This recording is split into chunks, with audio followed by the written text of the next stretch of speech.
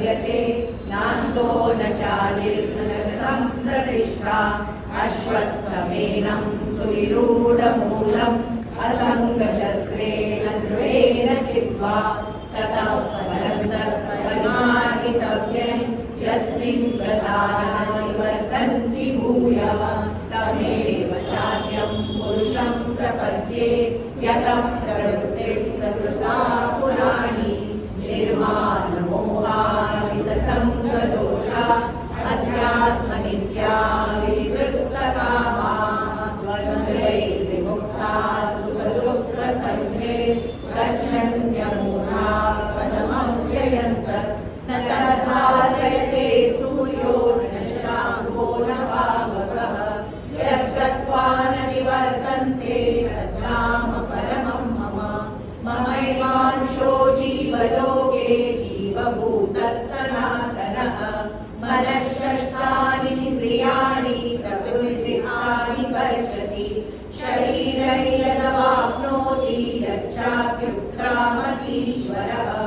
गृहीत्वैतानि संयाति वायुर्गन्धानि वाशयात् श्रोत्रैर्चक्षुस्पर्शैर्च रसनं घ्राणमेव च अधिष्ठाय मनश्चायं विषयानुपसेवते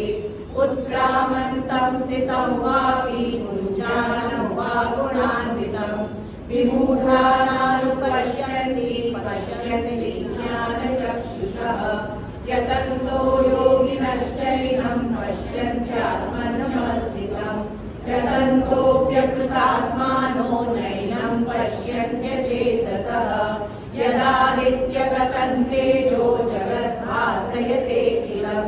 यच्चन्द्रमसि यच्चाग्नौ तत्तेजो विद्धि मामकम् गामाविश्य च भूतानि धारयाम्यहमोजसा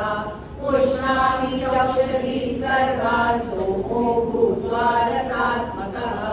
अहं वैश्वानरो भूत्वा प्राणिनां देवमाश्रितः प्राणापानसमायुक्तः पचाम्यन्नं चतुर्विधं सर्वस्य चाहं हृदि सन्निविष्टो मत्तस्मृतिर्ज्ञानमपोहनै च वेदैश्च सर्वैरहमेव वेद्यो वेदान्तकृद्वेदविदेव चाहं द्वाविमौ पुरुषौ लोके क्षरश्चाक्षर एव च क्षरः सर्वाणि भूतानि कूटस्थोऽक्षर उच्यते उत्तमः पुरुषस्त्वन्यः परमात्मेत्युदारकः यो लोकत्रयमाविश्य बिभर्त्यव्यय ईश्वरः यस्माक्षरमभूतोऽहम् अक्षरादपि चोत्तमः अतोऽस्मि लोके वेदः पुरुषोत्तमः यो मामेवमसम्मूढो जानाति पुरुषोत्तमं स सर्वविद्वजतां सर्वभावेन भारत इति गुह्यतमं शास्त्रम् इदमुक्तं मया नघ एतद्बुद्ध्वा बुद्धिमान् स्यात् कृतकृत्यश्च भारत ॐ